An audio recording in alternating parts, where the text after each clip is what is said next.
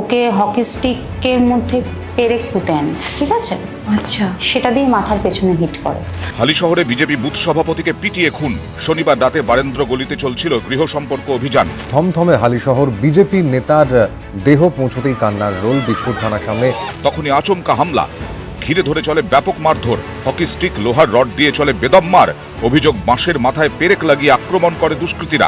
বিজেপির বিক্ষোভ চলে, পুলিশের সঙ্গে ধস্তাধস্তির ঘটনা ঘটে এবং এই মুহূর্তে দেহ পৌঁছতেই পরিবারের লোকজন তারা কিন্তু কান্নায় ভেঙে পড়েছেন। সেই ছবি এই মুহূর্তে আপনারা দেখতে পাচ্ছেন। ওকে ওই আচমকা যে হিটটা করেছে, চশমাটা চোখ থেকে পড়ে যায়, মাটিতে পড়ে যায় এরকম সামনের দিকে, ঠিক আছে?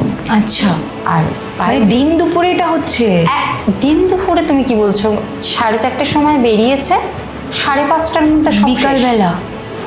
ই বাবা, 5:30টার মধ্যে সব শেষ। ওকে যারা মারতে এসেছিল ওদের মধ্যে 2-3 জনের মুখ সৈকত চিনে ফেলেছিল বলে আরও বেশি প্রাণে শেষ করে দিয়েছে, এবং কাঁচা দাঁত ফেলে দিয়েছে, ইট দিয়ে মুখে মেরেছিল। ওর যা ইনজিওর হয়েছিল না দিদি, সব এই মুখটুকুর মধ্যে, পুরো বডিতে কিছু করেনি। ওকে টার্গেট নিয়েছিল মাথাটায়, মাথার মুখটার মধ্যে কিছু রাখেনি। এবং আমার বাবাকে ঠিক এইভাবে বলা হয়েছিল যে আপোষে মিটিয়ে নাও সুবিধা। কেন বলো তো? মেয়ে সন্তান, বাইরে বেরোবে, আজকে যদি ধরো রেপ টেপ হয়ে যায়, তোমারই তো যাবে। লিটারালি এরকম ভাবে বলা হতো? এটা যে কি খারাপ জিনিস, সেই সময় রুলিং পার্টি, আমাদের উনি নৈহাটির একজন বিশেষ নেতা, আমি ওনার নাম নেব না, এমনি সবাই বুঝতে পারবে, তিনি তার অফিসে নিচে বসে তার অফিস রুমে আমাকে মাথায় হাত দিয়ে বোঝালো, তুমি বলবে যে কাজটা এই পার্টি করেনি, তোমার স্বামীকে যারা মেরেছে তারা দুষ্কৃতী ছিল। এই কথাটা আমার গায়ে কাটা দিচ্ছে। এই কথাটা আমি 32 থেকে 33 বার শুনেছি। আমাকে ছেলেটারে চিনতে পারতাছি না, মুখটা দেখে মনে হইতেছে না এটা সৈকত।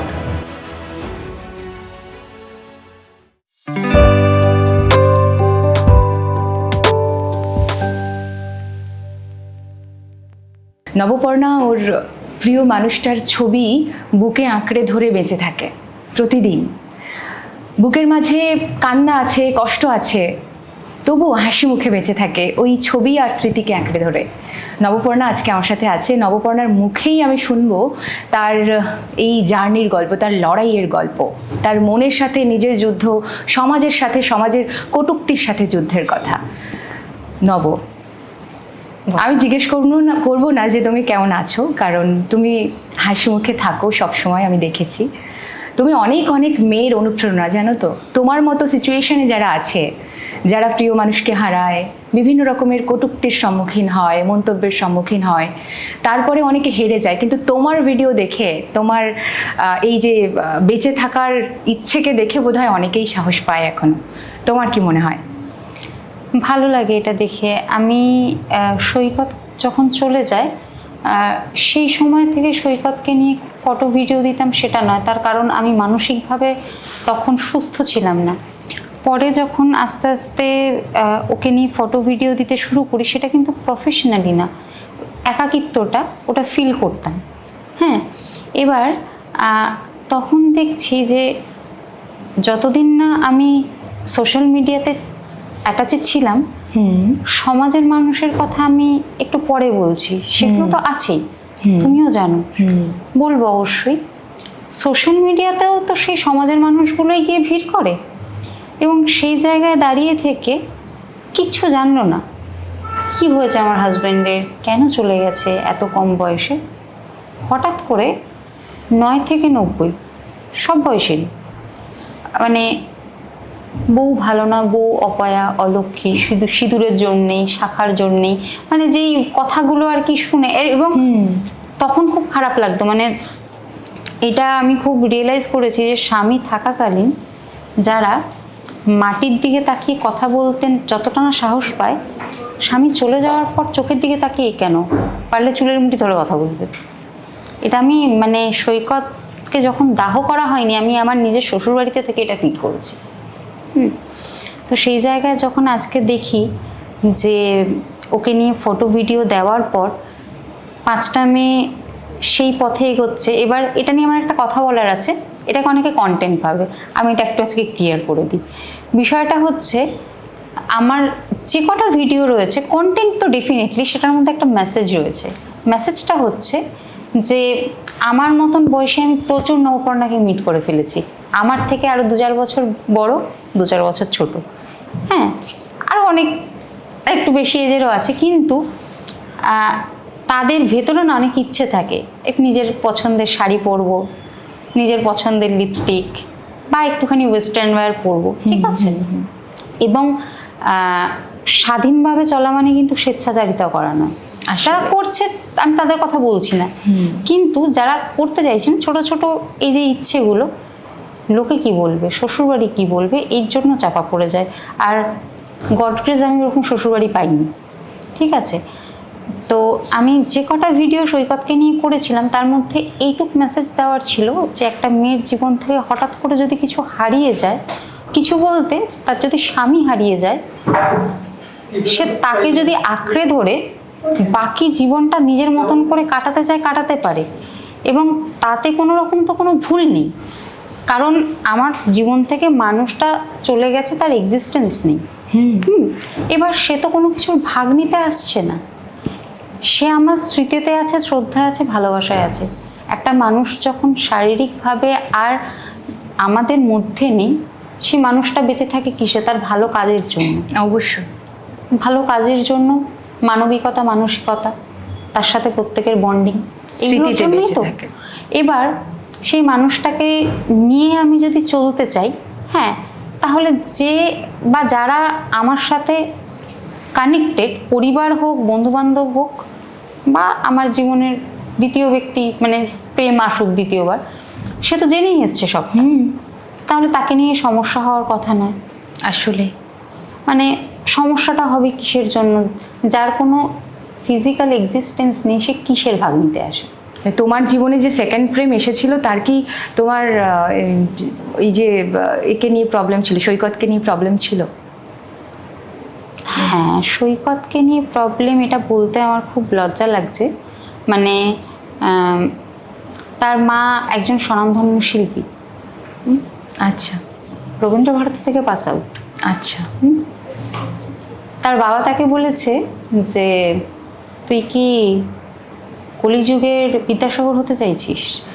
তাহলে আমরা ছোটবেলার থেকে, আমি আজকে যদি আমার ছেলে বা মেয়ে হতো, তোমার ক্ষেত্র, আমরা রবীন্দ্রনাথ পড়াবো, আমরা রামমোহন পড়াবো, আমরা ঈশ্বরচন্দ্র বিদ্যাসাগর পড়াবো, সতীদাহ প্রথাকে বন্ধ করেছে সেটা জানাবো, বিধবা বিবাহকে প্রচলন করেছে সেটা জানাবো, কিন্তু আমার পরিবারে আমার মেয়ে, আমার ছেলে যদি ওই পথে হাঁটে, তখন তার হাতটা চেপে ধরবো।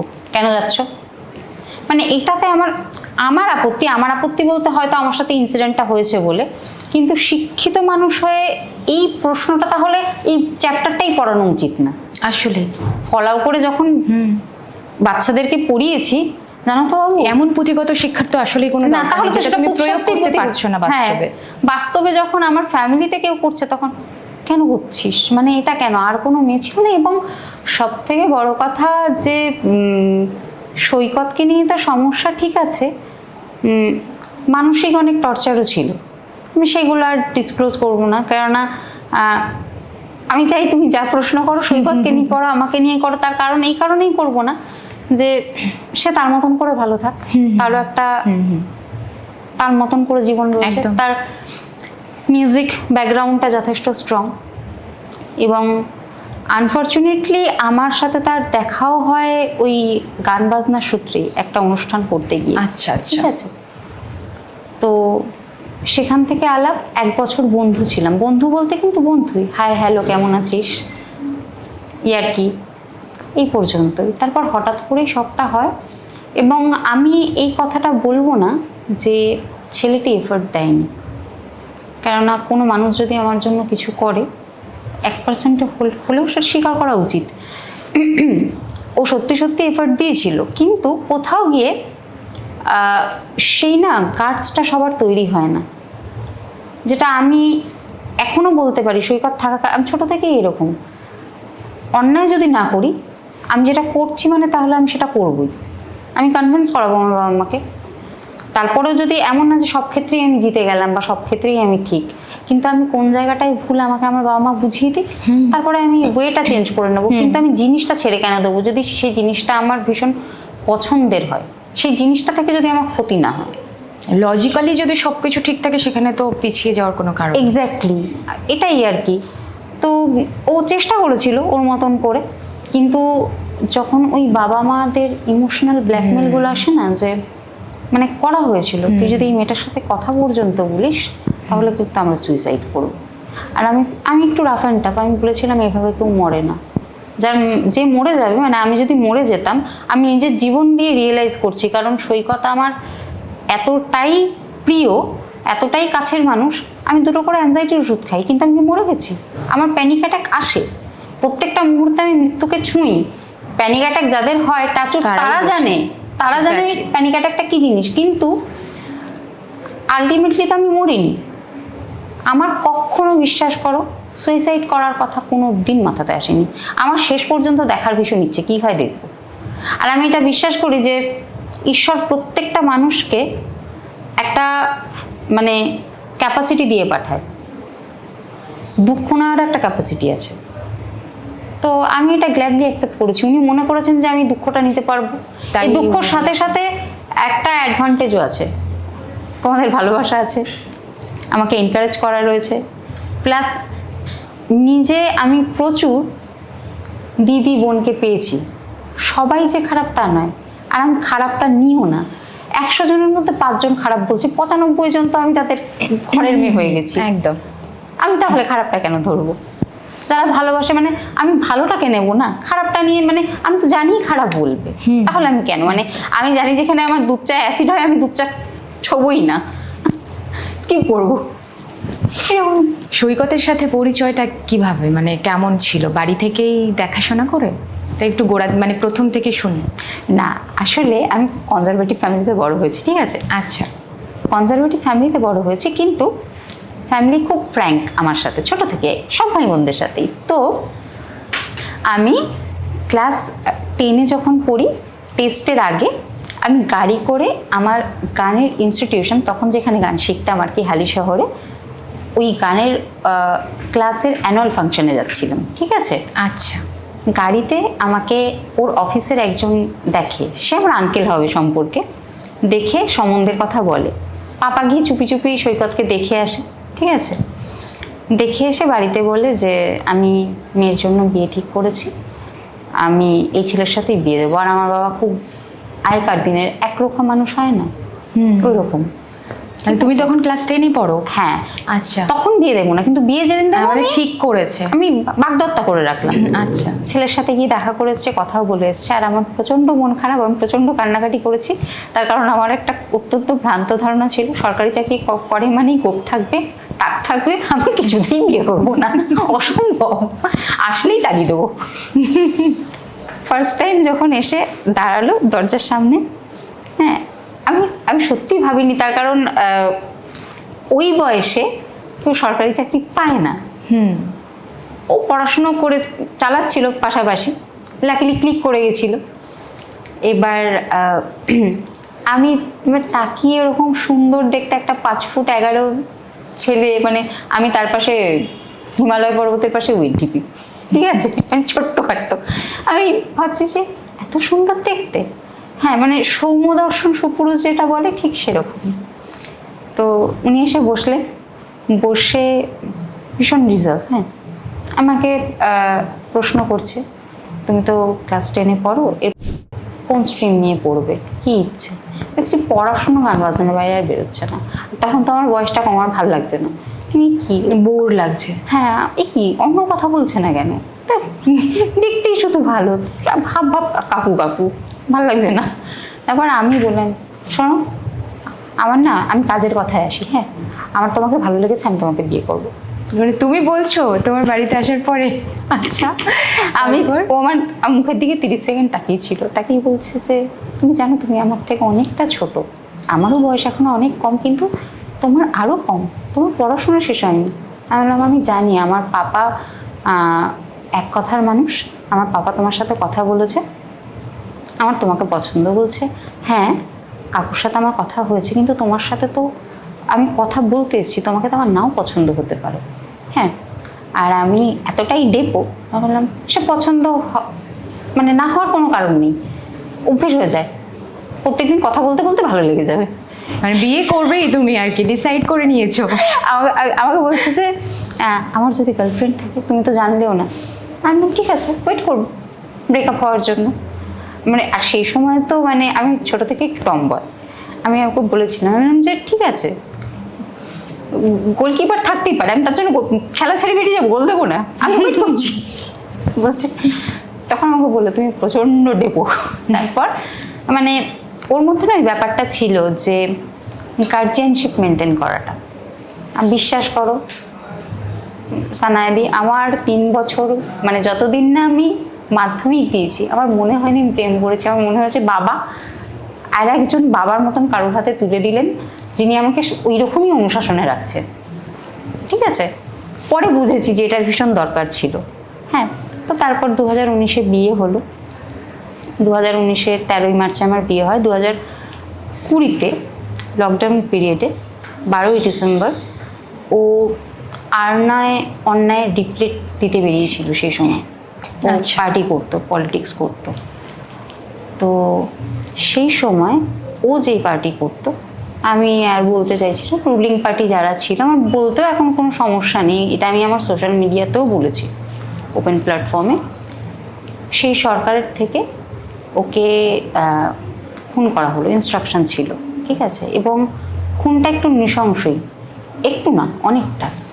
আমি একটু এলাবোরেট করে দিলে সুবিধা হবে, তার কারণ আমি বলেছি অনেকবারই, কিন্তু হয়তো এভাবে এতটা বিস্তারিত কখনো বলিনি কাছের মানুষ ছাড়া। ওর মুখে রুমাল বাঁধা ছিল মাস্কের উপর থেকে। ওরা 8-10 জন মতন ছিল আমার হাজবেন্ডরা, যারা বেরিয়েছিলেন ভোটের আগে। যে হয় না বাড়িতে বাড়িতে সার্ভে করতে হয়, তো যাওয়ার পর যে ইনস্ট্রাকশন দিয়েছিল তার কাছে খবর ছিল কোন শার্ট পরে বেরিয়েছে, কি জিন্স, আর চশমাটা তো ভীষণ চেনা, চেহারা তো চেনাই, এলাকার ছেলে। ওকে হকি স্টিকের মধ্যে পেরেক পুঁতে আনে। ঠিক আছে, আচ্ছা, সেটা দিয়ে মাথার পেছনে হিট করে। আর সৈকত না প্রচণ্ড মানে কি বলতো, মানে সুখী, মানে প্রচণ্ড আতুষী। ওকে মা না পুরো তুলোই করে করে মানুষ করেছে। মানে বললে হয়তো লোকে হাসবে, কিন্তু এটা সত্যি। কাঠপিঁপড়ের কামড়ে একটা মানুষের কখনো জ্বর আসতে পারে? ও এতটাই হচ্ছে গিয়ে মানে আতুষে ছিল। এবার ও না ব্যথা সহ্য করতে পারতো না একদম। ওকে ওই আচমকা যে হিটটা করেছে, চশমাটা চোখ থেকে পড়ে যায়, মাটিতে পড়ে যায় এরকম সামনের দিকে। ঠিক আছে, আচ্ছা। আর মানে দিন দুপুরে এটা হচ্ছে? দিন দুপুরে তুমি কি বলছো? 4:30-র সময় বেরিয়েছে, 5:30টার মধ্যে সব শেষ। বিকালবেলা? ই বাবা, 5:30টার মধ্যে সব শেষ। এবং আমি একটুখানি বলি, ওকে যখন মেরেছে পড়ে গেছে, ও ওঠার চেষ্টা করেছে। এবং যারা মারতে এসেছিল, হয় না এলাকার মুখ চেনা, হাই হ্যালোর বন্ধু বান্ধব। এবার তুমি ধরো তোমার সাথে আমার পরিচয় হলো, বন্ধুত্ব হলো, তোমাকে আমি মারতে এসছি, মুখ থেকে যখন আমারও মাস্কটা সরে গেছে, তুমি বলছো তুমি এসছো নবপর্ণা, মানে তোমার অর্ধেক শরীর ওখানে আরও ছেড়ে দেবে যে তুমি এসেছো। ওকে যারা মারতে এসেছিল ওদের মধ্যে 2-3 জনের মুখ সৈকত চিনে ফেলেছিল বলে আরও বেশি প্রাণে শেষ করে দিয়েছে। এবং কাঁচা দাঁত ফেলে দিয়েছে, ইট দিয়ে মুখে মেরেছিল। তারপর তোমার হচ্ছে লাংস বাস্ট করেছিল। ওর যা ইনজিওর হয়েছিল না দিদি, সব এই মুখটুকুর মধ্যে, পুরো বডিতে কিছু করেনি। ওকে টার্গেট নিয়েছিল মাথাটায়, মাথার মুখটার মধ্যে কিছু রাখেনি। আর ওই পেছন থেকে যে বাস দিয়ে মেরেছিল, ওই ধাক্কাটা গিয়ে লাংসে এসেছিল, মানে এফেক্ট করেছিল। আচ্ছা, পোস্টমর্টম রিপোর্ট আমাকে ভাই বহুদিন পর বলে। আর এটা তো আমি ইনসিডেন্টটা বলে দিলাম, আমার যেদিন এই ইনসিডেন্টটা হয় সবাই জেনে গেছে। ওখানে স্পট ডেথ হয়ে গেছিল? মুখ থেকে মানে মেরে ফেললো? হ্যাঁ, মুখ থেকে ব্লাড বেরিয়ে গেছিল, তো লাংস বাস্ট করে গেছে। তারপর পুলিশ অ্যাকশন নেয়নি? সবটা সাজানো ছিল, মানে মারা যাওয়ার সাথে সাথেই পুলিশ চলে এলো। তারপর মারা যাওয়ার সাথে সাথে পুলিশ চলে এলো, আমাদের জেএনএম হসপিটালে নিয়ে যাওয়া হলো। ডাক্তাররা বললো যে ও আর নেই। এইটার পরিপ্রেক্ষিতে একটা কথা বলি, আমি সেদিন আমার বাড়িতে সন্ধ্যেবেলা শুয়েছিলাম আমার খাটে, এরকম হেলান দিয়ে কর্নারটাতে। মাকে চা করে দেবো, মানে আমার শাশুড়ি মাকে। মা পাশের ঘরে বসে দিদি নাম্বার 1 দেখছে। চোখটা লেগে গেছে জানো তো। এবার আমার মা ফোন করেছে আমার ফোনে। তুমি তখন শ্বশুর বাড়িতে? হ্যাঁ, আমি শ্বশুর বাড়িতে। আর আমার না ওই দিন আমার বাপের বাড়িতে ঘুরতে যাওয়ার কথা ছিল। আমার শ্বশুর বাড়ি বাপের বাড়ি হালি শহরই। আচ্ছা, কাছাকাছি। হ্যাঁ, আচ্ছা 10 মিনিটের ডিস্টেন্স। আচ্ছা। তো সেই সময় মা ফোন করেছে আর আমি লাফ দিয়ে উঠেছি, ফোনটা ধরেছি। ধরে আমি বললাম হ্যাঁ বলো। মা তখন শুনেছে, মানে আমাদের পাড়ার কাকিমা খবরটা জেঠিমারা পেয়েছে। টিভিতে দেখে ওরা অলরেডি কান্নাকাটি করছে। বুঝতে পেরেছো? আমার মা খুব স্টেডি। হ্যাঁ, মানে আমি যাতে আমি কি পরিস্থিতিতে আছি, বাড়িতে আমার দেওর আছে কি নেই, ভাই মা কি অবস্থায় আছে, আমি যদি শুনে সাথে সাথে কি রিয়াক্ট করবো, মা খুব শক্ত মনে, মানে খুব ন্যাচারাল ফোনটা করেছিল। হ্যালো মনা, বলছি যে সৈকত কি শার্ট পরে বেরিয়েছে, কনফার্মেশন নিল, কনফার্ম হলো যে, আমি বললাম যে স্যাফরন কালার। আমি বললাম হ্যাঁ। বলছে কি জিন্স পরা ছিল? আমি বললাম ডেনিম, যেটা পরে আচ্ছা। অফিসে যায় যেটা পরে। বলছে ও আচ্ছা, শুনেছিস তো ঝামেলা হয়েছে সৈকতদের সাথে, একটু হাতাহাতি, একটু রাখ ফোনটা। এটা বলে মা ফোনটা রেখে দিল। আমার শাশুড়ি মা তো এইটুকু শুনেই কান্নাকাটি করে, মানে স্বাভাবিক। এবার আমার বান্ধবী, খুব ভালো সম্পর্ক, কিন্তু দেখবে সারা বছর কথা হয় না, কিন্তু হাই হ্যালো হলেও ভাইবসটা খুব ভালো। এবার আমার মাথায় কি ক্লিক করেছে, ও আমার বিয়েতে এসছে। তারপর ওর সাথে আমার 2-1বার মাঝখানে হোয়াটসঅ্যাপ ফেসবুকে কথা হয়েছে। ও হঠাৎ করে আমাকে ওই বিয়ের পর থেকে ওই হঠাৎ করে ফোন করেছে, মেসেজও না, ডিরেক্ট। হ্যালো পর্ণা, বলছি যে পাপাইদাদের ওখানে শুনলাম ঝামেলা হয়েছে, পাপাইদাকে। আর ও আমার হ্যালোটা শুনে বুঝতে পেরেছে আমি কিছু জানি না, ও চেপে গেছে, আমাকে কিছু বলেনি। ফোনটা করে বললো যে এরকম শুনলাম যে পার্টি ইস্যুতে এরকম ঝামেলা হয়েছে, পাপাইদার নাকি মাথায় লেগেছে, মাথা ফেটেছে। আর সেটা আমাকে আমার মা সেটুকু বলেনি। আচ্ছা। হ্যাঁ, ও তো এটা মিথ্যা কথা বলেছে আমাকে। এবার আমি ওকে জিজ্ঞেস করলাম যে তুই খবরটা কোথা থেকে পেলি? তখন আমি ভাবলাম যে পিসুমণি বলেছে, মানে আমার বান্ধবীর মা। যে পিসুমণি ছাড়া তো, মানে তার মানে নিশ্চয়ই বিষয়টা সিরিয়াস কিছু, না হলে ও সিকিমের রংপুতে বসে এই খবরটা যখন পিসুমণি ওকে ফোন করে দিয়েছে, আমি কাউকে কিছু জিজ্ঞেস না করে ফেসবুকটা খুলে এবিপি আনন্দের পেজে গেছি। পেজে গিয়ে পেজটাকে ফলো করলাম।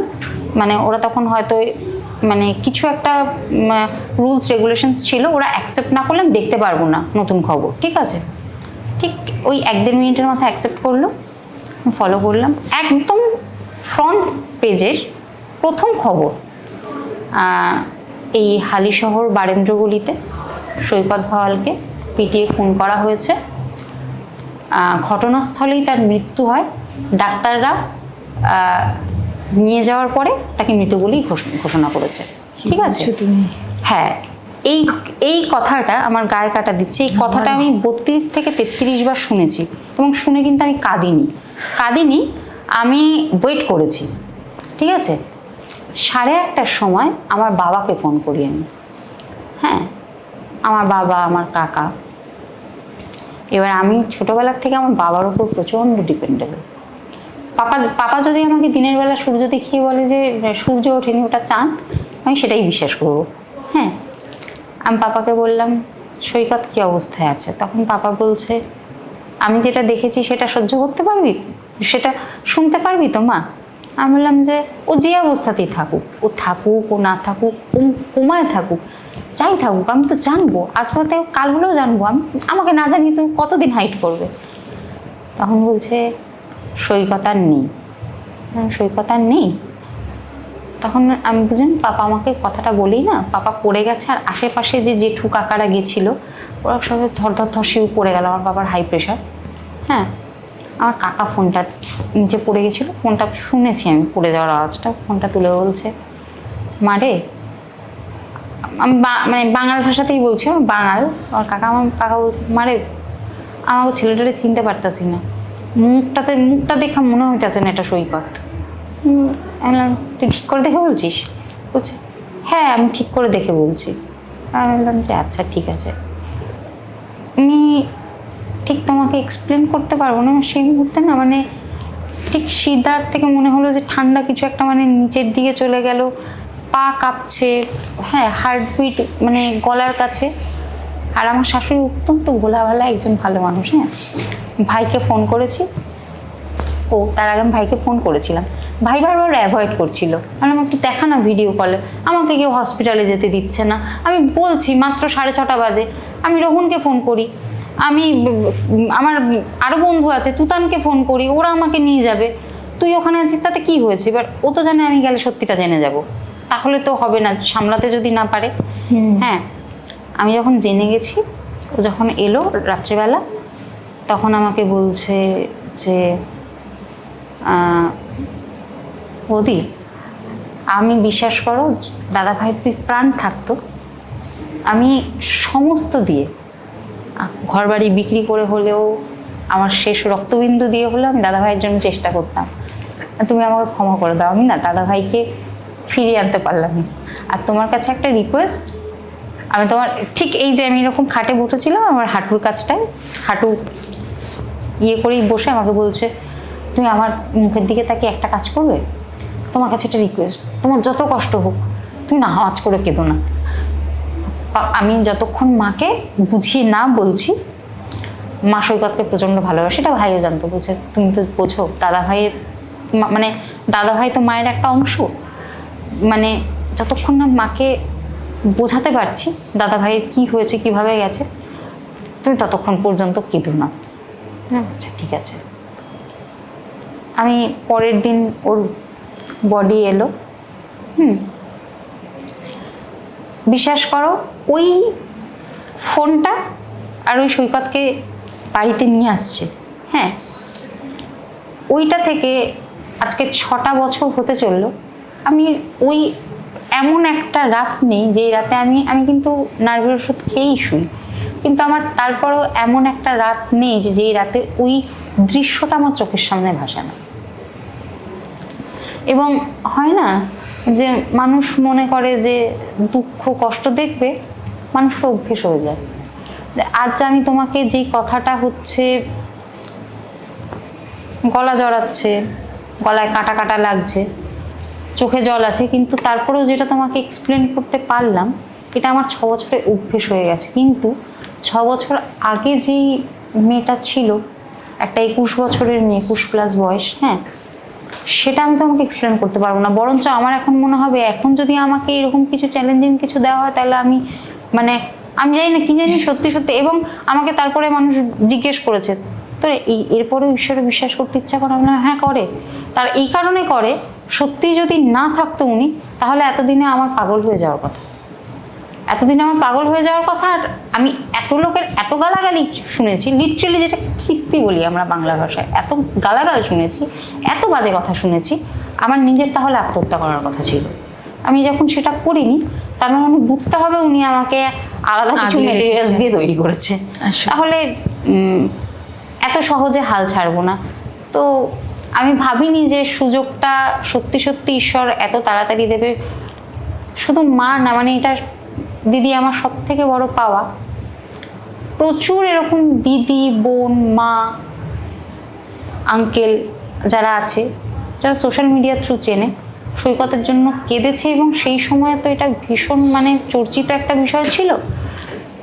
প্রত্যেকে রাস্তায় নেমে চোখের জল ফেলেছে লিটারেলি। তো এই 5 বছরেই এত তাড়াতাড়ি রেজাল্ট পাবো ভাবিনি। ভেবেছিলাম আরও এটা বোধহয় আরও 2টো ইলেকশন আমাকে সহ্য করতে হবে। এবং সব থেকে বড় কথা, এটা যে কি খারাপ জিনিস, সেই সময় রুলিং পার্টি, হ্যাঁ, আমাদের উনি নৈহাটির একজন বিশেষ নেতা, আমি ওনার নাম নেব না, এমনি সবাই বুঝতে পারবে। তিনি তার অফিসে নিচে বসে, তার অফিস রুমে আমাকে মাথায় হাত দিয়ে বোঝালো, তুমি বলবে যে কাজটা এই পার্টি করেনি, এই পার্টি করেনি, তোমার স্বামীকে যারা মেরেছে তারা দুষ্কৃতী ছিল। আমি তখন প্রশ্ন করেছিলাম যে আমি কি করে জানলাম? এটা সাধারণ বুদ্ধি না? দুষ্কৃতি হোক, কোনো যে মারে party সেটা হোক, দুষ্কৃতিই হয়। যেই হোক, মানে সে যেই দুষ্কৃতি সে তো হোক না কোনো কেন, সে একটা যে দল party ছিল। নয়, এইটা আমি কি করে জানলাম? তার মানে আমার কাছে ইনফরমেশন আছে যে দুষ্কৃতীরা এসেছিল। বলছে না না, তোমার কাছে এরকম কোনো প্রশ্ন আসবে না, কিন্তু এসছে, কিন্তু মানুষ কিন্তু ঘুরিয়ে আমাকে প্রশ্ন করেছে, আপনি কি করে জানলেন? আমি তখন কিছু বলতে পারিনি, কারণ আমার ভাইটা, মানে সৈকতের যে ভাই, ও আমার থেকে মাত্র 1 বছরের বড়। তাহলে আমার 21 বছর হলেও ভাই, মানে 20 বছর বয়স। হ্যাঁ, ভাইয়ের ওপর যাতে কোনো আঁচ না আসে। আমার বাবা হাই প্রেশারের পেশেন্ট, আমার বাড়িতে নিজের ভাই রয়েছে, কাকার ছেলে ছোট, এবং আমার বাবাকে ঠিক এইভাবে বলা হয়েছিল যে আপোষে মিটিয়ে নাও শিবুদা। কেন বলো তো? মেয়ে সন্তান, বাইরে বেরোবে, আজকে যদি ধরো রেপ টেপ হয়ে যায়, তোমারই তো মানে যাবে। লিটারালি এরকম ভাবে বলা হতো? হ্যাঁ, না বলা হতো না, বুঝছে, বলেছে আর কি। হ্যাঁ। আমার বাবা এসে বাড়িতে রীতিমতো হাও করে কাঁদছে, আমি কিছুতেই বাইট দেবো না, আমি এটা বলবোই না। তখন বাবা বলছে যে তুই আমার জন্য না হলো টুয়াইয়ের জন্য বল। এবার তখন আমাকে মা বোঝালো যে তোর বাবার যদি কিছু হয়ে যায়, আমাদের মাথার উপর ছাতা কে আছে বল। মানে বাবাকে যদি, কোনো বাবাকে এসে যদি তার মেয়েকে রেপ থ্রেট দিয়ে যাওয়া হয় যে আপনার মেয়েকে রেপ করা হবে, তো সেই বাবা তো দুর্বল হতে বাধ্য। এবং 5টা বছর কিন্তু আমার বাবা এমনি অসুস্থ ছিল। আমার বাবা বরাবরই নার্ভের পেশেন্ট ছিল, যেগুলো এক্সট্রা হয়েছে আমার বাবার 2টো হার্টের আর্টারি ব্লক, তারপর আরও 3টা হাই প্রেশারের ওষুধ চলে ওনার, ঠিক আছে। আমি যার জন্য না, আমি দেখলাম যে আমার বাবা থাকাটা ভীষণ জরুরি। অবশ্যই। কারণ সৈকত এই মুহূর্তে নেই, ভাই অত্যন্ত ছোট, ও লড়বে, কিন্তু ওকে সুস্থ স্বাভাবিকভাবে বাঁচানোর জন্য এবং ওর যাতে কোনো আঁচ না আসে গায়ে, সেটার জন্য কিছু করার নেই, এটা মেনে নিতে হবে। আমার ও বাড়িতে মা, মানে শাশুড়ি মা, ওরা ওদের স্ট্রিক পয়েন্টে ছিল। তা আমি তখন আপোষে বললাম যে ঠিক আছে, কাদা যখন মাখতেই হবে, তাহলে একজন কাদা মাখবে, যে কোনো 2টো পরিবারকে নিয়ে টানাটানি করা যাবে না। আমি ফ্রন্টে থাকছি, তাহলে ওদিকে কোনো আঁচ আসতে পারবে না, যে আজ যেন না আসে। ওরা কেন হচ্ছে, আমার স্বামী যেই পার্টি করতো সেটাই কেন সাপোর্ট করছে, এবং কেন করবে না? আজকে যার ছেলে চলে গেল জলজ্যান্ত, হ্যাঁ, সে তো চাইবেই, অকুপাই হলেও তাই চাইতো, হ্যাঁ। এবং তারপর আমার স্বামীর অনেক অপপ্রচার হয় যে আমার স্বামীর চাকরিটা আমার দেওরকে দেওয়া হয়েছে, যেটা অত্যন্ত মিথ্যে কথা। ও কোনোদিন চাকরির জন্য যায়নি, ওকে চাকরিটা দেওয়া হয়নি। এবং আমাকেও যে চাকরিটা দেওয়া হয়েছিল দমকল বিভাগে, সেটাও ছিল হচ্ছে গিয়ে কন্ট্রাকচুয়াল গ্রুপ ডির চাকরি। আচ্ছা, ঠিক আছে। তুমি সেটাতে জয়েন করেছিলে? হ্যাঁ, জয়েন করেছিলাম। চাকরিটা আমি ধরো ওই লকডাউন ছিল, শেষ 2021-এও লকডাউন ছিল, সেই সময় তোমার আমাদের ইয়ে করে রোস্টার ডিউটি চলতো, ঠিক আছে। আচ্ছা। আমি টেনে খুব কষ্টে সানায় দিয়ে আমি 5 মাস টেনেছিলাম, তারপর আমি অসুস্থ হয়ে গেছি। তারপর বাবা বললো যে না, থাক, দরকার নেই। মানে অসুস্থ বলতে মানসিকভাবে অসুস্থ। আমি ট্রেনে উঠতে পারতাম না, ট্রেনে উঠলে প্যানিক অ্যাটাক হতো। এমনও হয়েছে, যেদিন আমি প্রথম অফিসে যাই জয়েন করার পরের দিন, হ্যাঁ, ট্রেনে উঠেছি, জেনারেল কম্পার্টমেন্ট, খুব স্বাভাবিক, পাপা আছে সাথে। আমি অঝরে চোখ থেকে জল পড়ছে। এবার ধরো আঙ্কেলরা জিজ্ঞেস করছে পাশে বসে, কি হয়েছে মা, জল খাবে, তোমার কি শরীর খারাপ লাগছে? নিজের জায়গা ছেড়ে উঠে গেছে, তুমি এখানে বসো। বাবাকে জিজ্ঞেস করছে কি হয়েছে, ও এরকম অঝরে কেঁদে যাচ্ছে। তখন বাবা বলছে আসলে আমার জামাইকে এরকম মেরে ফেলা হয়েছে। এবার ধরো সেই সময় অর্ধেক লোক এটা শুনছে, খবরে তো রিপিটেডলি দেখানো হচ্ছে একদম ভোটের আগে আগে। এবার ধরো আমার মনে আছে খুব ভালো, অর্ধেক কম্পার্টমেন্ট ঘুরে গেছে। এবার দেখো, ওনারা কিন্তু মানে ইন্টেনশনালি আমাকে পোক করছে, হার্ট করছে না। আমরা হলে আমাদেরও কিউরিওসিটি থাকে না, কি হলো, মানে এত বড় একটা ঘটনা, তুমি এখন কেমন আছো, শ্বশুর বাড়ির কি অবস্থা, আমাদেরও কিন্তু এটা তো এই natural, প্রশ্নগুলো আসে না একদম মানুষের। ওনারা আমাকে এসে প্রশ্ন করছে, তুমি তাহলে কার কাছে থাকো মা, তুমি তোমার বাবার কাছেই থাকো, শ্বশুর বাড়িতে যাও। আমি তো তখন বোঝাতে পারছি না যে আমার এই কথার আমি উত্তরগুলো দেওয়ার জায়গাতে নেই। আমার খুব ভালো এই দিনটার কথা মনে আছে, একটা শিয়ালদাতে যাব বলে আমি 4 বার ট্রেন থেকে নেমেছি। কাকিনাড়ায় নেমেছি, প্যানিক অ্যাটাক এসেছিল, ব্যারাকপুরে নেমেছি, সোদপুরে নেমেছি, আবার দমদমে নেমেছি, তারপরে শিয়ালদায় গেছি। আর আমার বাবা মানে সরবিটেড নিয়ে ঘুরতো, মানে ডাক্তার দিয়েছিল। আমি ওটা আমার কাছে, আর একটা হচ্ছে গিয়ে মানে খুব খারাপ একটা দিন, মানে বাবা ট্রেন থেকে নেমেছে শিয়ালদা স্টেশনে, আমি ক্যাব বুক করবো, পাপা দেখছি প্রচণ্ড ঘামছে, কেন পাপার সবসময় মানে প্রিপারকেশন হতো মাথায়।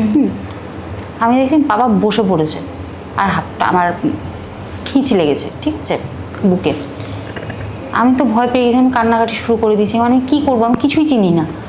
হ্যাঁ, তারপর ঠান্ডা জল দিলাম, ওষুধ দিলাম, তারপর যারা ছিল আশেপাশে স্টেশনে ওনারা পাপাকে বসালো পাখার নিচে।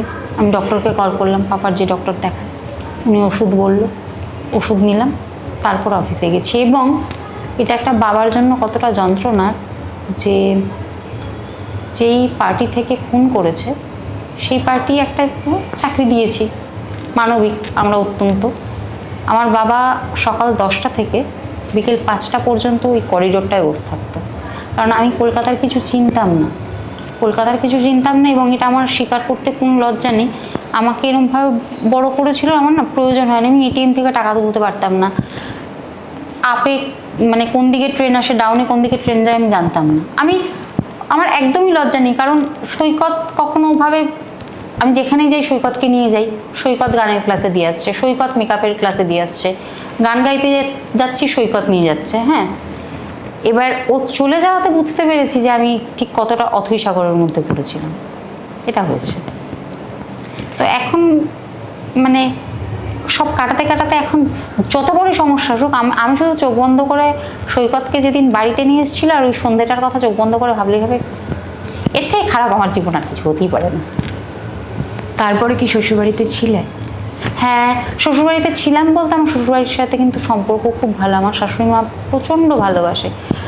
আর উনি না মানে ওনার বড় ছেলে অন্তপ্রান্ত, ধর ভাই বলল পনির রান্না করতে, ঠিক আছে, উনি ততক্ষণ বসে থাকবে, ততদিন অপেক্ষা করবে, ধর আমি কাজের জন্য যেতে পারছি না, হ্যাঁ, আমি যেদিন যাব সেদিন পনিরটা রান্না হবে, আমি যেদিন যাব সেদিন চিকেন রান্না হবে। এখনো যাতায়াত আছে? হ্যাঁ, এখনো যাতায়াত আছে।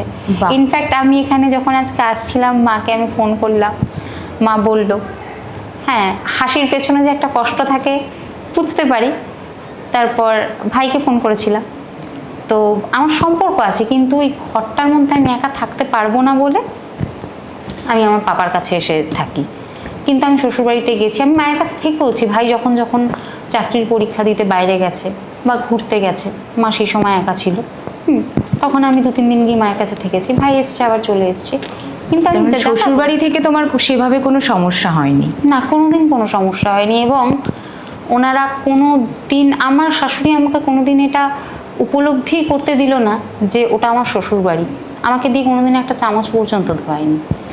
যার জন্য মানে আমি আমার বাপের বাড়িতে যে ফ্রিডমটা না পেয়েছিলাম, যে ইচ্ছে মতন একটুখানি বান্ধবীদের সাথে যাই, বান্ধবীদের বাড়িতে গিয়ে একটুখানি গল্প করব, বা ইচ্ছে মতন একটুখানি বিকেলবেলা বেরোবো, হ্যাঁ, মানে এই মানে এই না যে স্বেচ্ছাচারিতা করা, প্রচণ্ড রেস্ট্রিকশন ছিল বাড়িতে।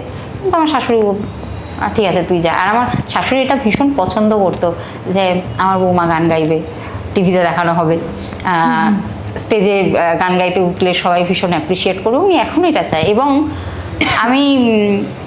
আমার সব থেকে খারাপ লাগার জায়গা যে আমি তো পরের মেয়ে, পরের বাড়ির থেকে গেছি, আজকে আমার সাথে উনি সম্পর্ক রেখেছে বলে ওনার সাথে ওনার আত্মীয় স্বজন কেউ সম্পর্ক রাখেনি, উনি কিন্তু সম্পূর্ণ একা।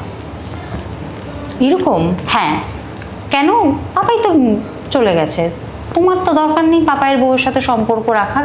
তখন আমার শাশুড়ি উত্তর দিয়েছে যে আমি তোকে বরণ করে তুলেছি, আমি তো আমার পাপাইয়ের প্রতি তো আমার নারী ছেঁড়ার টান, তো সেই ক্ষেত্রে দাঁড়িয়ে থেকে ও যাকে ভালোবেসে হাতে ধরে এনেছে আমিও তো তাকে ভালোবাসি।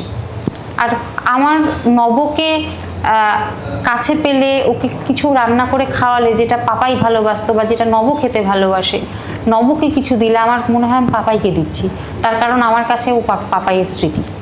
হ্যাঁ, তো প্রচুরভাবে। তারপর আমি যেহেতু ফটোশ্যুট করতাম, হ্যাঁ, মডেলিং করতাম, তো সেই ক্ষেত্রে আর কি সেই পোশাক নিয়েও কথা শুনতে হয়েছে।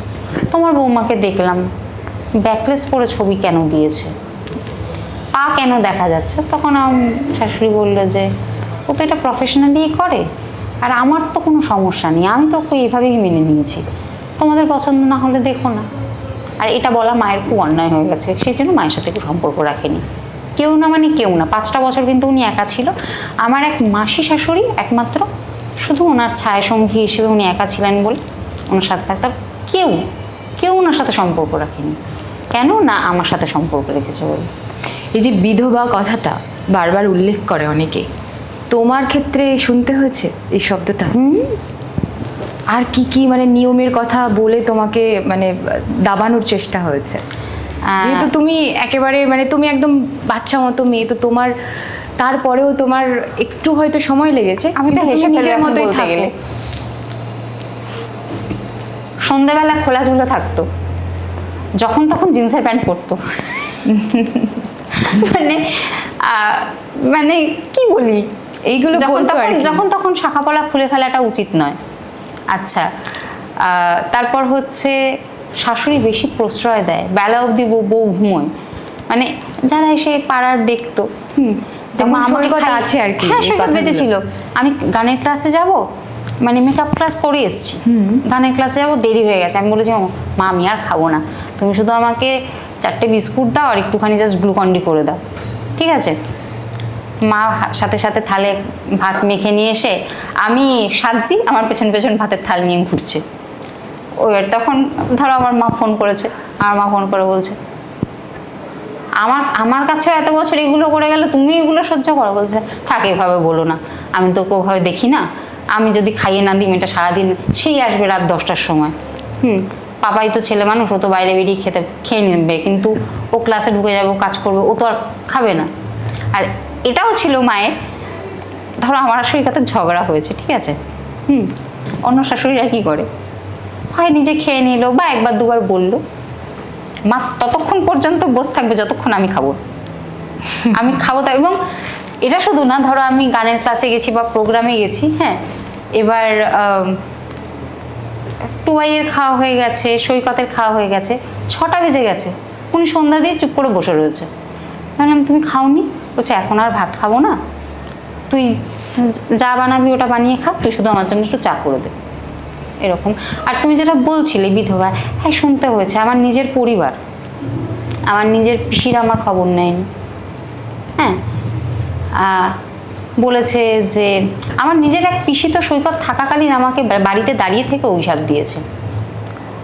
হ্যাঁ হ্যাঁ, আমার বাবার বোন, যে তুই তোর বৈধব্য যোগ নিশ্চিত, কেউ আটকাতে পারবে না, তুই বিধবা হবি।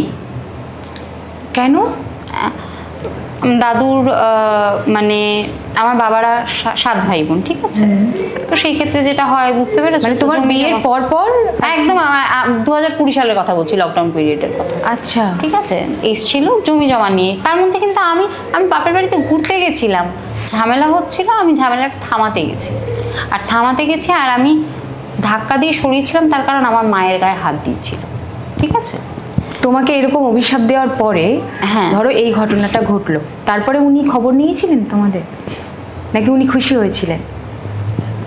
খুশি শুধু হয়নি, এই দেখো এই কথাগুলো তার চাপা থাকে না, যা হয়েছে ঠিক হয়েছে, অথচ তার মেয়ে কিন্তু টাচুট বলতে নেই, সুস্থ থাকুক, খুব কঠিনভাবে একটা রোগের, মানে আমাদের ফিমেল সেই রোগে আক্রান্ত, আমাদের মেয়েদের যেটা হয় গাইনো প্রবলেমে, ঠিক আছে। কিন্তু তারপরে হচ্ছে কি, কোথাও গিয়ে সহানুভূতিটুকু নেই, আমরা কি যতই শত্রু হোক, এতটা মানে নির্মম একটা ঘটনা, তারপরে একবার মানুষ ফোন তো করে। আমাকে কেউ ফোন করে জিজ্ঞেস করেনি, কেউ না, নট এ সিঙ্গেল ওয়ান। ওই সময় শুধুমাত্র আমার শাশুড়ি মা, আমার দেওর, আমার মা বাবা, আর আমার খুব ভালো মনে আছে আমার বোন, আমার মাসির মেয়ে, সে সময় অনেকটা ছোট, আমি সারা রাত আমার চোখ থেকে জল পড়ছে, ওর তখন বয়স কত হবে, 7 বছর 8 বছর, ও রুমাল দিয়ে আমার চোখের জল মোছাচ্ছে, আমাকে ঘুম পাড়িয়েছে, তারপরও ঘুমিয়েছে, ঠিক আছে। ইনফ্যাক্ট সেই সময় আমাদের কাকা কাকির সাথেও একটা ক্লাস ছিল, তো কেউই জিজ্ঞেস করেন, কেউ না। আমি সেই সময়টা একা ছিলাম। আর থাকার মধ্যে আমি এটা স্বীকার না করলেই নয়, ওই ছোটবেলার দুটো বান্ধবী, মানে সৈকত যেদিন চলে গেল সেই রাত থেকে নিয়ে মানে ওরা একদম বুকে আগলে রেখে, মানে মানে এক মুহূর্তের জন্য, মানে মা হয়তো আর নিতে পারছে না, আমি সারাদিন কাঁদছি, মা গিয়ে বাইরে কাঁদছি, মুখ লুকিয়ে কাঁদছি, ওরা 24 ঘন্টা আমাকে ঘিরেছিল, 24 ঘন্টা ঘিরেছিল। এবং আমি যে মানসিকভাবে অসুস্থ হয়ে গেছিলাম, তুমি বললে বিশ্বাস করবে না, ধরো তুমি আমার সাথে কথা বলছো, তো কেউ কথা বলতে এলো, মাথা নিচু করে শুনছি, দেয়ালের দিকে তাকিয়ে রয়েছি, একটা সময়ের পর ব্ল্যাক আউট হয়ে গেলাম, ঠিক আছে, বা প্রচণ্ড প্যানিক অ্যাটাক হচ্ছে, শ্বাসকষ্ট হতে হতে সেন্সলেস হয়ে গেলাম। সেই সিচুয়েশানটার থেকে 2022 সালে আমার এক দিদির সাথে পরিচয় হয়, মানে আমার এক দিদি বলতে ওদের সাথে ফ্যামিলি ওরিয়েন্টেড সম্পর্ক ছিল আমার। সে আমাকে অনেকটা রিকভার করতে সাহায্য করে। সৈকত যাওয়ার মানে কত বছর পরে তুমি নতুন সম্পর্কে মানে আবার জড়ালে? 5 বছর। 5 বছর 5 বছর তোমাকে মুভ অন করতে সময় লেগেছে। তারপর এর কাছ থেকেও তুমি মোটামুটি মানে দুঃখই পেয়েছো পরেরটার কাছ থেকে, এক কথায় বলতে গেলে। আর এখন কি সিচুয়েশন আছে? এখন কি সিঙ্গেলই আছো? বলে দেব? না, সম্বন্ধ দেখা হচ্ছে, মানে হয়েছে বাড়ি থেকে। আচ্ছা, অ্যারেঞ্জ ম্যারেজ। তো তার কারণ আমার পছন্দ, আমার বাবা, আমি এখন বুঝতে পারছি, এতক্ষণ খুব সিরিয়াস কথা বলেছি, আমি এখন বুঝতে পারছি আমার বাবার সত্যি দূরদর্শিতা প্রচণ্ড, খুব দৃঢ়, আমার পছন্দ সত্যি খুব খারাপ। মানে মাঝখানে তুমি একটা পছন্দ করে ঠকে গেলে, তুমি বলতে চাইছো আবার ওই জন্য বাবার পছন্দ ফিরতে চাইছো। একদম দুহাত তুলে বলে পাপা ভুলে গেছে। তো সেই ফ্যামিলি থেকে তোমার প্রফেশন, এই মডেলিং, তোমার এই খোলামেলা চলাফেরা নিয়ে কি কোনো প্রবলেম আছে? না, গ্ল্যাডলি অ্যাকসেপ্ট করেছে। এটাই কি অদ্ভুত, একই পৃথিবীর মধ্যে এতগুলো মানুষ রয়েছে, একটা পরিবার যে মানে লিটারালি খোঁচা মারছে, কলিযুগের বিদ্যাসাগর হতে চাইছিস তাও নিজের ছেলেকে, আর একটা পরিবার বলছে না আমার ভাবতাম না। এটা নর্মাল ব্যাপার, আমাদের ফ্যামিলির সাথেও হতে পারতো, আমাদের মেয়ের সাথে হলে আমরা কি করতাম, আমরাও তো ফিউচারের কথা ভাবতাম। কিন্তু তুমি যে ফেসবুকে যখন ভিডিও, ফটো বোল্ড ছাড়ছো, তখন অনেকেই কমেন্ট করে, মেবি ওরা হয়তো জানেও না। আমার যেটা আজকে শুনে মনে হলো, আমি নিজেও জানতাম না যে তুমি মডেলিং করো, আই থিঙ্ক অনেকেই জানতো না যে তুমি মডেলিং করো। তো এই যে কথাগুলো যখন আসে, তোমার তখন কেমন লাগে? মানে তুমি কিভাবে অ্যাকসেপ্ট করো এগুলো যখন নেগেটিভ কমেন্ট আসে? প্রচুর নেগেটিভ কমেন্ট আসে। সানায়াদি, তুমি যদি এখন আমার সামনে আলু পটলের তরকারি আর পাশে মাটন বিরিয়ানি রাখো, আমি অবশ্যই মাটন বিরিয়ানিতে। আলু পটলের তরকারি আমি জানি হেলথের জন্য খুব ভালো, কিন্তু আমার চাই না, আমি খাবো না। তুমি পজিটিভগুলোই দেখো। পজিটিভ কি নিয়ে প্রশ্ন করব, মানে কাদেরকে, এদেরকে কি বোঝাবো বলো, যারা মানে স্বয়ং মানে কি বলবো, আমাদের ঈশ্বরের দিকেও হচ্ছে গিয়ে আঙুল তুলতে কুণ্ঠাবোধ করে না, হ্যাঁ, এবং আমাদের সীতা, দ্রৌপদী, এদেরকেও ছাড়ে না। তুমি জানো, তুমি নিজেও সোশ্যাল মিডিয়া ইউজ করো, তুমি দেখো, হ্যাঁ, আমি সেখানে একটা সামান্য তবু এমন কি কোনো কথা মানে তোমার দিকে মনে হয়েছে যে সেই কথাটা সবচেয়ে বেশি আঘাত দিয়েছে তোমাকে? কিংবা ধরো বিধবা শব্দটা জুড়ে অনেক রকম আচরণের কথা বলা হয়, ঠিক আছে, আমাকে আঘাত দিয়েছে বলতে, আমি 3 বছর যাবৎ এই বিষয়টা নিয়ে অ্যাক্টিভ। প্রথম যে বিষয়টা আমাকে খুব নাড়া দিত, যে একটা মেয়ে স্মৃতির সিঁদুর উঠে গেলে, হ্যাঁ, তাকে ধরে নেওয়া হয়, তার কোনো আর ইচ্ছে থাকতে পারে না। এই বিধবা ওয়ার্ডটাতেই আমার খুব, মানে কি ইচ্ছে করে তো বিধবা হয় না আসলে। আমরা তো মেয়েরা এত কিছু নিয়ে ঘুরে বেড়াই, শাখা পলা, সিঁদুর, নিজের পছন্দের পোশাক, মাছ খাওয়া যাবে না, মাংস খাওয়া যাবে না। আমাকে এমন, আমার শাশুড়িকে এসে বলে গেছিলো বউকে বলবে একাদশী করতে, আমার শাশুড়ি বলতে আমি নিজে একাদশী করি না, ও কি একাদশী করবে, বিষয়টা এরকম। তো মানে যাদের দেখবে খোঁচানোর স্বভাব, তারা সারা জীবন পোক করে, হ্যাঁ। তো আমি এই ব্যাপারটা না কষ্ট হতো বলতে আমি কাঁদতাম, যে ওটা খুব কানে লাগতো, বিধবা এই ওয়ার্ডটাই খুব কানে লাগতো। তারপর আমি ইনফ্যাক্ট আর একটা বিষয় নিয়ে প্রচণ্ড বিতর্ক হয়েছিল, আমার সিঁদুর পরা নিয়ে। তুমি মানে চলে যাওয়ার পরে পড়েছিলে? চলে যাওয়ার পরে না, আমি অনেকবারই পড়েছি, আমি এখনো মাঝে মাঝে পড়ি। মানে আমি তো মন থেকে অ্যাকসেপ্টই করি না। ঠিক আছে? তুমি এটাকে কিভাবে নাও যে সিঁদুর পরাটা, যেহেতু সমাজ বলে যে চলে গেলে, স্বামী চলে গেলে সিঁদুর পরতে নেই, তুমি কিভাবে নিজেকে অ্যাকসেপ্ট করাও এটা? প্রথমত হচ্ছে, যদি আমার হাজবেন্ড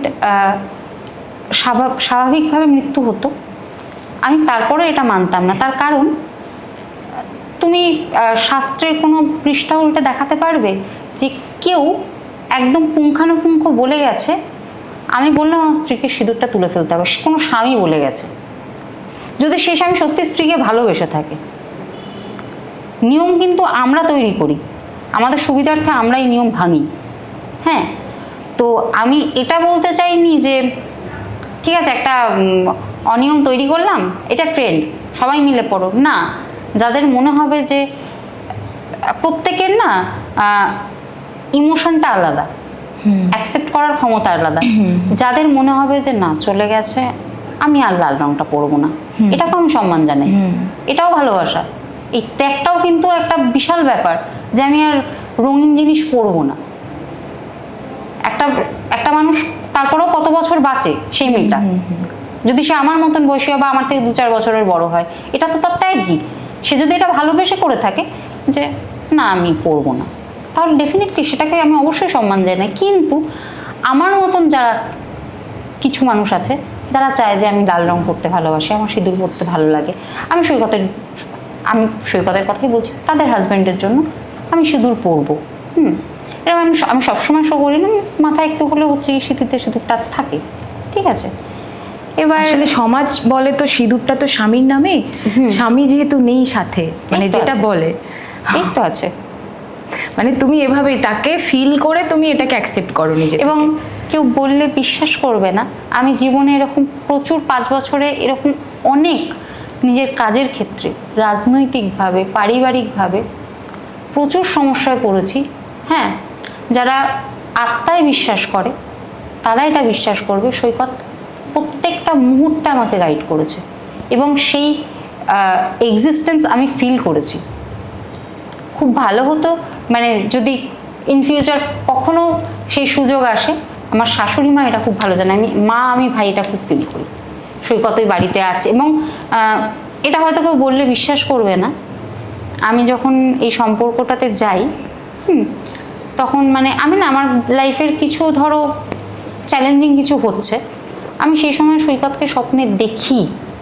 আর এটা প্রথম ভাবতাম হয়তো ওকে নিয়ে সবসময় ভাবি, তো সবসময় ওর কথা মাথায় ঘোরে, তো তাই হয়তো দেখি।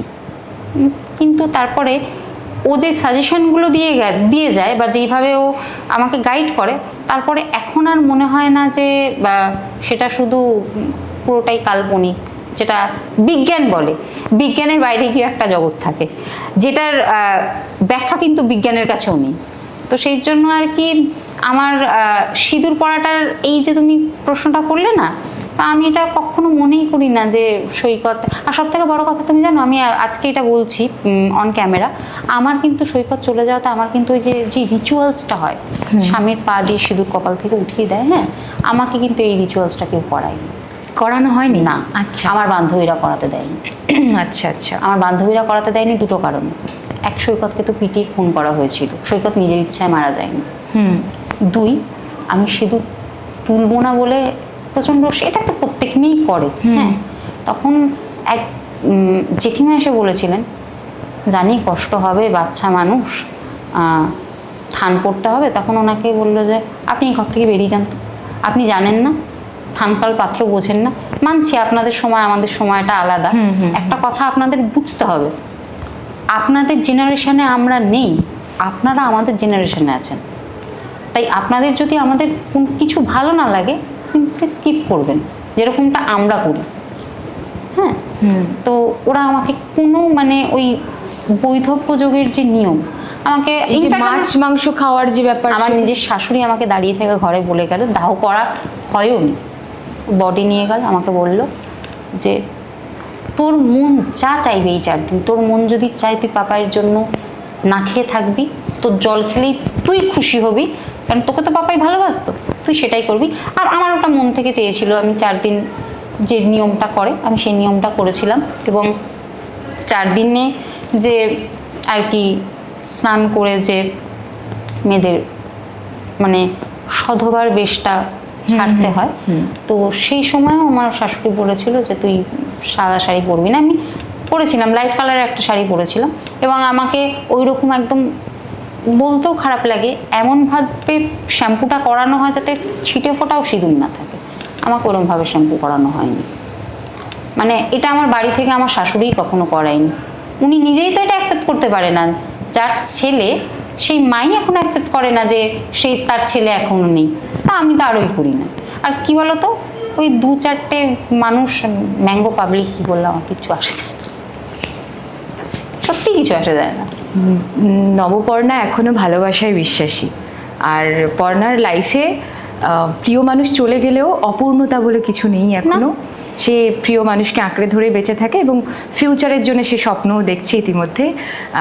খুব এটা একটা পজিটিভ দিক। তো তোমার মতো প্রচুর মেয়ে আছে যারা তোমাকে দেখে তারা ইন্সপায়ার হবে, আমার যেটা মনে হয়। যাই হোক, অনেক কথা হলো, শুনলাম, ইমোশনাল হয়ে গেছিলাম ওর কষ্টের কথা শুনে, এবং নবর কথা শুনে মনে হলো যে আসলেই জীবন আমাদের কিছু কখনো কখনো এমন ব্যথা দেয় কারো লাইফে, যে ব্যথাগুলো না ভোলা যায় না। সেই ব্যথা, সেই স্মৃতিকে নিয়ে বাঁচতে অলরেডি শিখে গেছে। আর আরও এগিয়ে যাক, নবপর্ণার ভবিষ্যৎ ভালো হোক, সুন্দর হোক, নতুন জীবন আরও সুন্দর হোক। হ্যাঁ, এটাই আশা করি। অবশ্য তুমি যে কষ্ট পেয়েছো সেই কষ্টের ঊর্ধ্বে তো আর কিছু হতে পারে না। তো আই থিঙ্ক ইন ফিউচার আর এর থেকে বেশি কষ্ট বোধ হয় আর কিছু নেই। একটা কথা জাস্ট এটুকু বলার, যে যারা সত্যি চাইছে নতুন করে শুরু করতে, তাদের শুরু করতে দেওয়া হোক। এবং এটা যেন না বলে যে কেন, ওর তো আগে একটা পাস্ট ছিল। কেননা যে কটা আমি আজ পর্যন্ত এই অল্প বয়সে স্বামী হারিয়েছি, তারা কেউ নিজের ইচ্ছে হারায়নি আসলে। হ্যাঁ, তো তাকে যদি দ্বিতীয় কোনো পুরুষ মানুষ কেউ যদি গ্ল্যাডলি তাকে অ্যাকসেপ্ট করতে পারে, তাহলে ডেফিনেটলি করুক। যেমন আমি আমার ক্ষেত্রেই বলছি, কেউ যেই ফুলটাকে খুব অপ্রয়োজনীয় লাগবে না ভেবে ফেলে দিল, কেউ তো সেটাকে তুলে নিজের কাছে খুব সযত্নে রেখে দিয়েছে, মানে রাখলো। তো মোট কথা, তুমি যদি কাউকে ভালোবাসো তার সবটা নিয়ে বাসো, আর যদি না ভালোবাসো তাহলে মানে কোনো কিছুই খামতি রেখে খোঁচা মারতে হবে না সারা জীবন। তার থেকে আমার মনে হয় যে স্মৃতি নিয়েও ভালো থাকা যায়। মানে আমি 5 বছর তাই ছিলাম। যাই হোক, মানে আমার মতন আরও যারা আছে, আমি একটাই কথা বলবো যে যতদিন পর্যন্ত মনে না হচ্ছে যে এই মানুষটা সঠিক, ততদিন পর্যন্ত কাউকে অ্যাকসেপ্ট করাটা উচিত না। তাতে আমার মনে হয় যন্ত্রণাতে আরও বেশি যন্ত্রণা বাড়বে। মানে সান্ত্বনা দিতে এসে কেউ আরও বেশি যন্ত্রণা দেবে, তার থেকে ভালোভাবে আমি পূর্ণ যন্ত্রণা নিয়ে থাকি। কিছু গল্প এরকম থাকে যে জীবন সবচাইতে একদম শেষ পর্যায়ে পৌঁছে দেয়, জীবন সব কিছু শূন্য করে দেয়, কিন্তু সেই শূন্যতাকে সঙ্গে করে নিয়েই, স্মৃতি নিয়েই, ভালোবাসা নিয়েই বেঁচে থাকে কেউ কেউ। নবপর্ণা সেরকমই একজন মেয়ে। আর নবপর্ণা এগিয়ে যাক, ভালোবাসা এইভাবেই বেঁচে থাকুক, ওর হাসি মুখে থাকুক, আমরা এই কামনা করি। খুব ভালো থাকো। আর আমার কথায় আপনিও আসতে পারেন আপনার নিজের কথা বলার জন্য। আমি সানায়া শুনবো আপনার কথা। স্ক্রিনে দেওয়া নাম্বারে যোগাযোগ করতেই পারেন। আমি সানায়া শুনবো আপনার কথা, শুনবে দর্শক। কে জানে, আপনার গল্প শুনে কেউ বা একজন হলেও অনুপ্রাণিত হতেই পারে। আজকে এই পর্যন্তই, আবার দেখা হবে অন্য একটা এপিসোডে অন্য একজনের গল্পে।